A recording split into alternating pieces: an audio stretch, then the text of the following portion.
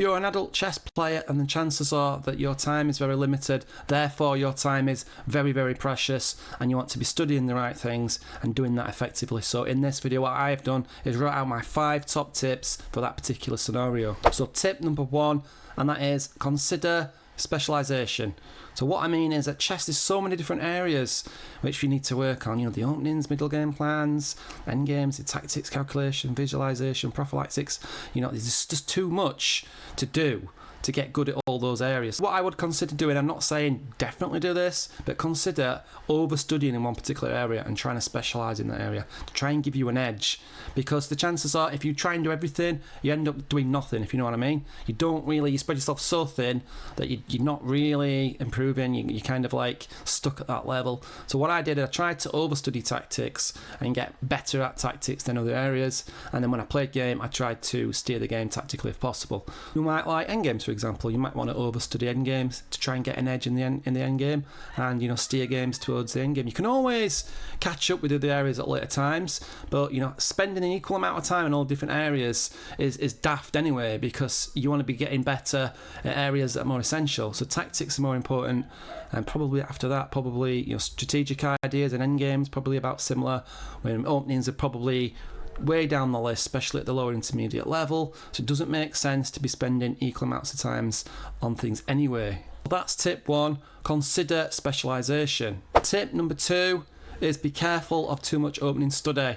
Opening study, I've always said, is like a black hole which just sucks the life out of all your time and energy in studying chess. It's just so complicated, there's so many different variations, and for point, you're not really going to get an edge by studying the openings as you will in some of the other areas, especially tactics and endgames, things like that. So I would consider trying to cut down on opening study as much as possible, maybe even choosing a system opening. If you're somebody who's age 40 plus, choosing a system opening does make sense. Somebody who's in the 40s haven't got much time to chess, system openings might just work for you.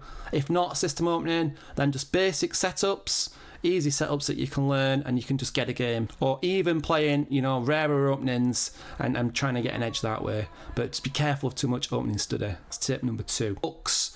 Be careful of getting too many books. I mean, we all like chess books, I'm no different, new books, old books, but it's much better to have one book which you go over several times and you milk it to death than having lots of books that you don't really touch, or you just touch a little bit.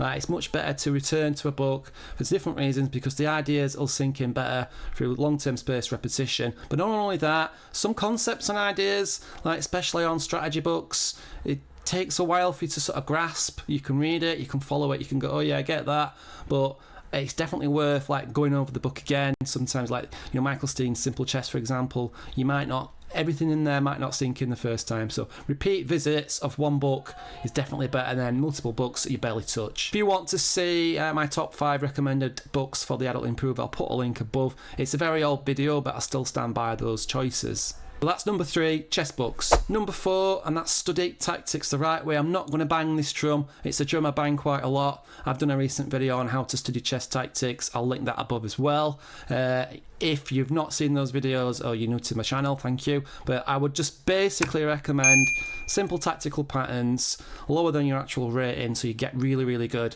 at the simple tactical patterns, and then a time spent with doing harder calculations. So I break that down as 70% of your time in tactical study that you devote to tactical study, working on simpler patterns, and then 30% of the time made up of harder calculation and visualization as a separate sort of method as well. That's number 4, study tactics the right way. And my next tip, number 5, is milk the hell out of the games that you do play. Right, so try to play quality games if you can.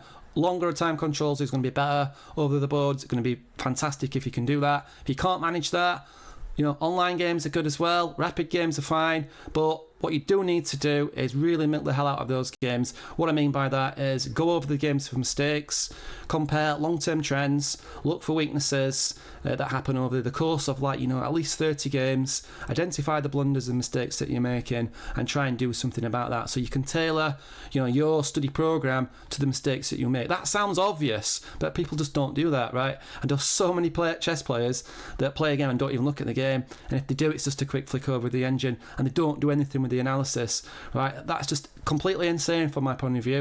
Those games are, the way that you can improve by identifying the mistakes, fixing it and moving on. So I said 5 tips, but I'm going to give you a bonus one now as well. And this is maybe a bit controversial, but I don't care. It is, don't be scared to play blitz games.